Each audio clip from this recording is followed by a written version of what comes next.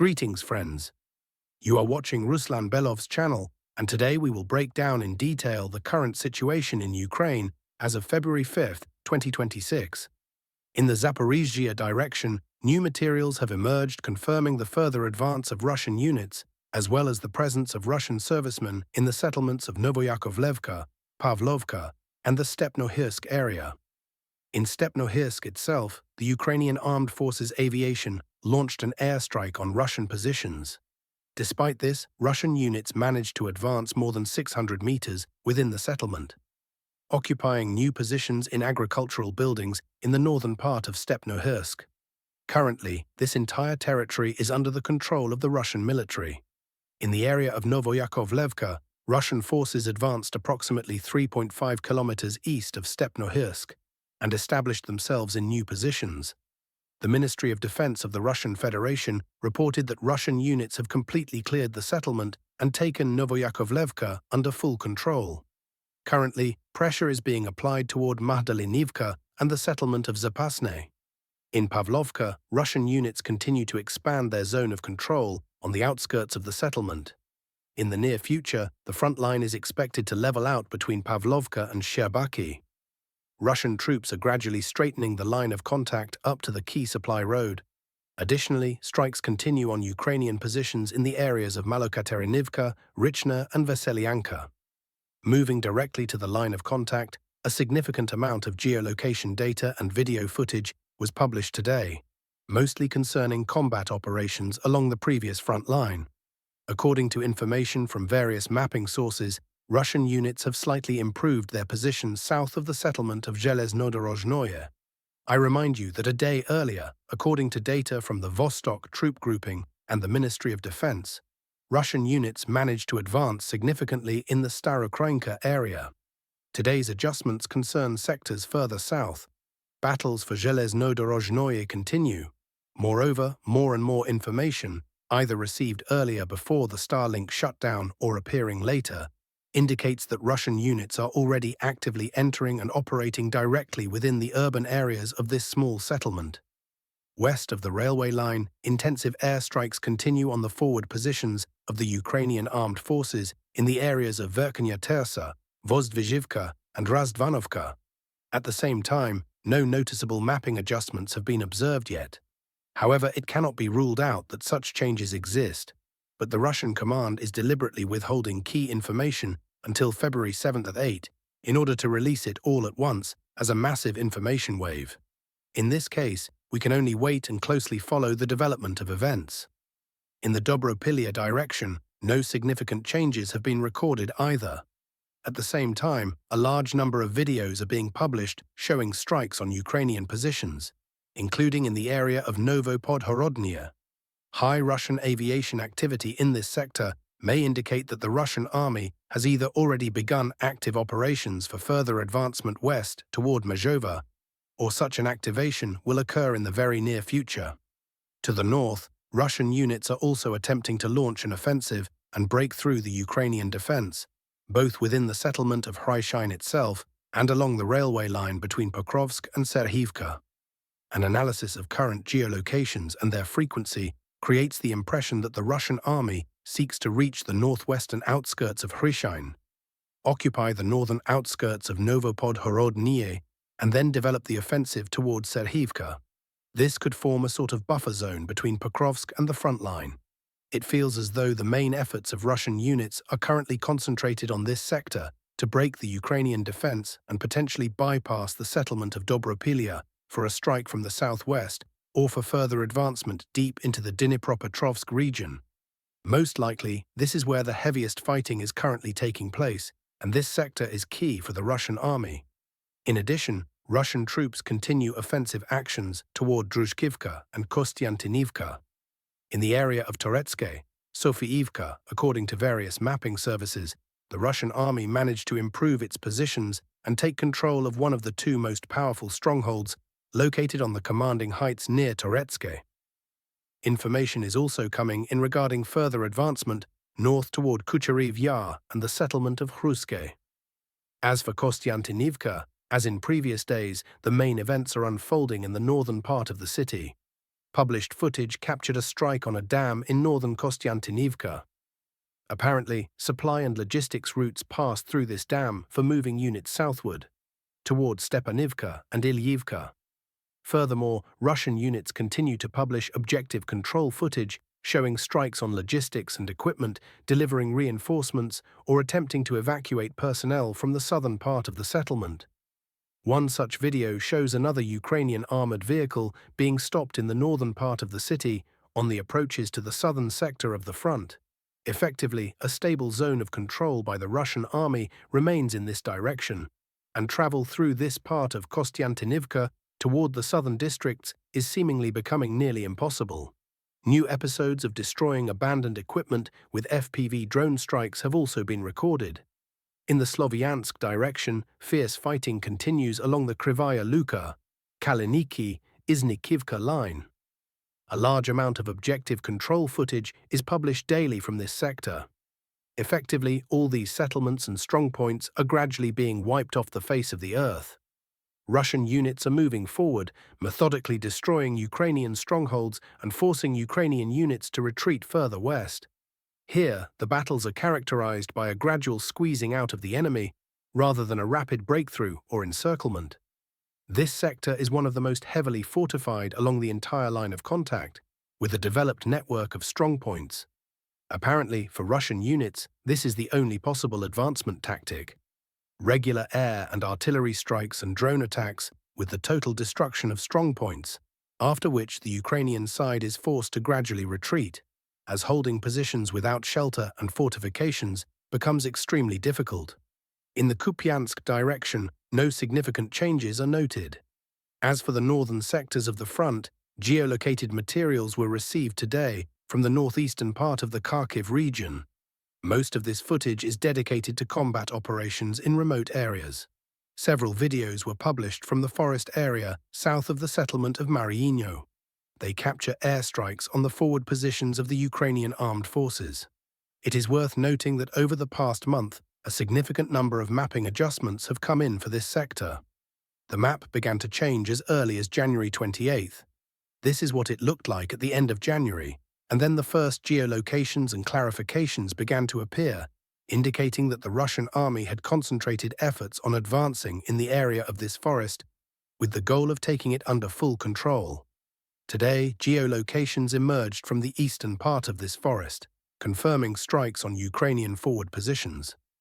Apparently, offensive actions will continue here in the near future, and there is a possibility that this forest will be completely occupied, after which combat operations will shift to the next forest located along the Vovcha River.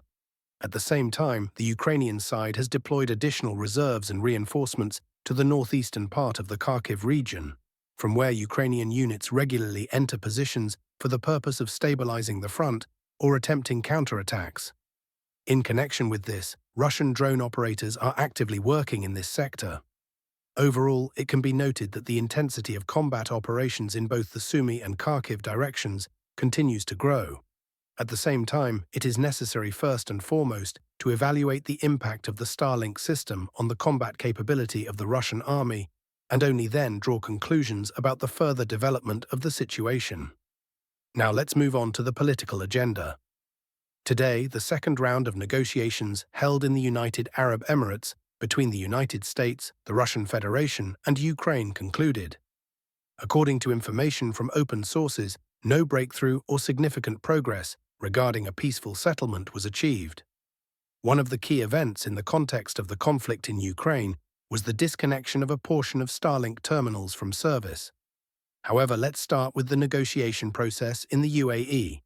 The talks lasted for 2 days with the participation of the US, Russia, and Ukraine. The previous evening, it was announced that the dialogue was quite productive, and the parties took a pause. Many expected that after the first day of negotiations, the Russian Federation would launch a massive strike on Ukrainian territory, as has often happened before. However, this did not occur. Information emerged regarding a strike on the city of Kryvyi Rih. Corresponding footage was published at night, and some experts suggested this might be the start of another large-scale attack. Nevertheless, the Russian side limited itself to this episode. In the morning, the Ministry of Defense of Ukraine reported that during the night a strike was launched across the country using 185 drones and several Iskander missiles, some of which were reportedly intercepted. The main emphasis is placed specifically on the drones.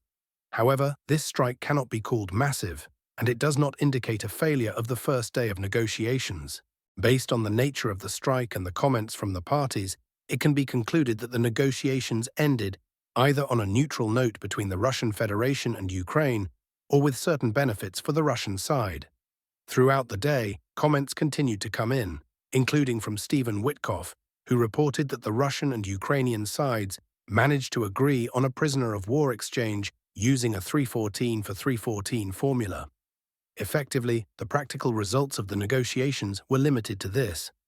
It was also stated that a full-scale peace settlement is still far off, but both sides have already done significant work in this direction. At the same time, in the evening, Volodymyr Zelensky commented on the results of the negotiation process, stating that the Russian Federation is putting forward demands for the recognition of individual Ukrainian territories as part of Russia, not only by Ukraine, but by the entire global community. Apparently, this primarily concerns the European Union, NATO countries, and the United States. For Russia, it is extremely important to exclude the possibility of any territorial claims or encroachments after the conflict ends. Zelensky responded by noting that Ukraine cannot guarantee such conditions, as it is responsible solely for decisions made by Ukraine itself. We see that the negotiation process did not lead to any massive breakthrough or a fundamentally new stage, except, perhaps, for the agreements reached on the exchange of prisoners of war. Another extremely important event was the expiration of the New START III treaty. Today, the Russian side is actively speaking out on this matter. As noted by some Russian politicians, for the first time since 1972, humanity finds itself in a situation where there is no functioning mechanism, not only for regulation, but also for control over the further proliferation of the most dangerous type of weaponry, nuclear weapons. At the moment, the agreement has not been extended, and neither an analog nor a new framework agreement has been signed. Nevertheless, based on public statements from both the American side, specifically Secretary of State Marco Rubio, and individual representatives of the Russian Federation, neither side has yet demonstrated a desire to move beyond the previously agreed-upon principles. Apparently, certain decisions are still to come. It is also worth reminding you that an important telephone conversation and subsequent video conference took place between the President of the Russian Federation and Chinese President Xi Jinping. During this discussion, agreements were reached regarding a visit by the Russian President to China in 2026. According to information from open sources and the results of the conference itself, this visit could take place as early as the first half of 2026. In addition, another significant point deserves attention. Almost immediately after this video conference, a telephone conversation took place between US President Donald Trump and Xi Jinping. During the call, the American president noted that he may have received an invitation or a preliminary agreement was reached for his own visit to China in April. Based on this dialogue between the United States, China, and the Russian Federation, it can be assumed that a trilateral meeting involving China, Russia, and the US may take place in Beijing in April 2026. Moreover, it is possible that a new strategic arms control agreement, no longer bilateral but at least trilateral, could be signed in April. It is noteworthy that, according to current information, European states are not being involved in these negotiations or the potential signing of the treaty, despite the fact that some of them also possess nuclear weapons. However, the key event of February 4, 2026, was the effective total shutdown of all unauthorized Starlink terminals on the territory of Ukraine. This was reported today by the Minister of Digital Transformation of Ukraine, Mikhailo Fedorov, and earlier the information was confirmed by Elon Musk on his social media platforms. What consequences has this led to? First of all, it is worth noting that today, February 5, 2026, for the first time since the start of the conflict in 2022, not a single new operational adjustment appeared on the maps. Yes, certain changes were marked, but they were all based on information published on the evening of the previous day. For example, a small adjustment west of Sviatopokrovsky was noted, provided by neutral mapping sources. However, we are essentially talking about archival data, events that could have occurred 3 or 4 days ago and were only reflected on the map today. If we are talking about fresh, up-to-the-minute adjustments, there simply are none.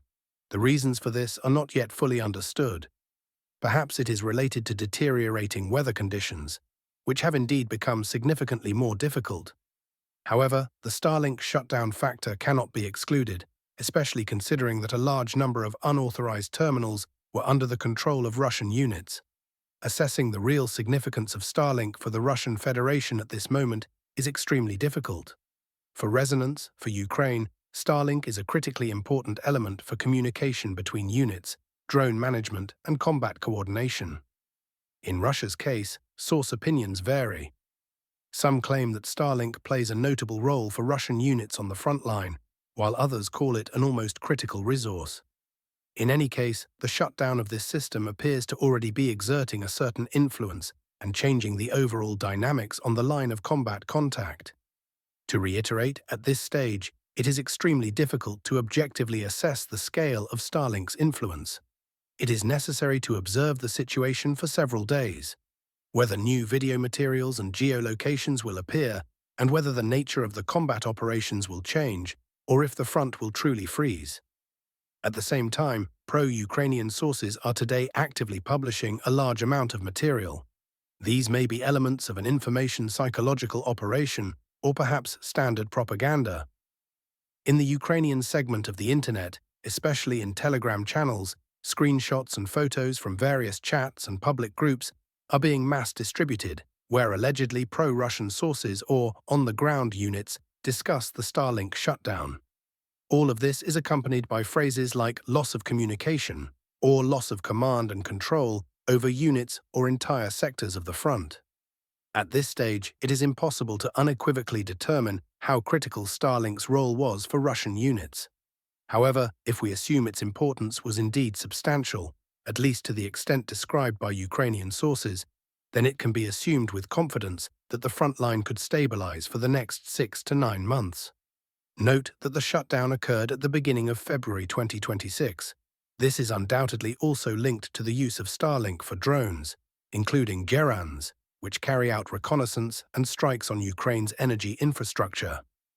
At the same time, it is important to understand that a Starlink shutdown could potentially lead to a halt in the advancement of the front line for up to 6 to 9 months, until the Russian side finds its own technological equivalent or resolves its issues with communication and unit management. In that case, the operation for further advancement in the Donetsk region could be postponed for at least another year, and the offensive in the northern part of the Zaporizhzhia region for an additional 6 to 9 months until an alternative solution is found. Nevertheless, making final conclusions is premature. Currently, snowfall and a sharp warming are being observed in Ukraine after a long period of cold. According to forecasts, starting February 7th, a return of freezing temperatures is expected, which will last until the 10th or 11th. Information is coming in that the Russian Federation is preparing to use this window of time to launch another massive strike on energy infrastructure facilities. Western analysts are already publishing data on the redeployment of aviation and activity at Russian airfields. This refers to bases such as Engels, Olenia, and others. Reports mention the transfer of Kachin 101 missiles and the delivery of drones to launch sites. All of this points to active preparation for possible strikes on February 7th and 8th. As a reminder, as a result of the strikes carried out on January 20th and 23, as well as on the night of February 3rd, several power plants were destroyed or seriously damaged, with the greatest damage occurring to energy facilities in Kyiv. We will closely monitor further developments. At the moment, there is still insufficient information for definitive conclusions. However, if the absence of Starlink truly affects the mobility or activity of Russian units, it will become clear in the next few days. Not in a month or two, but literally in 2, 3, or 4 days, it will be understood whether the Russian army can continue offensive operations and whether the role of Starlink was truly that significant, or if its influence was substantially exaggerated by the Ukrainian side. Thank you for staying with us. Subscribe to the channel and support the video with likes. All the best to you.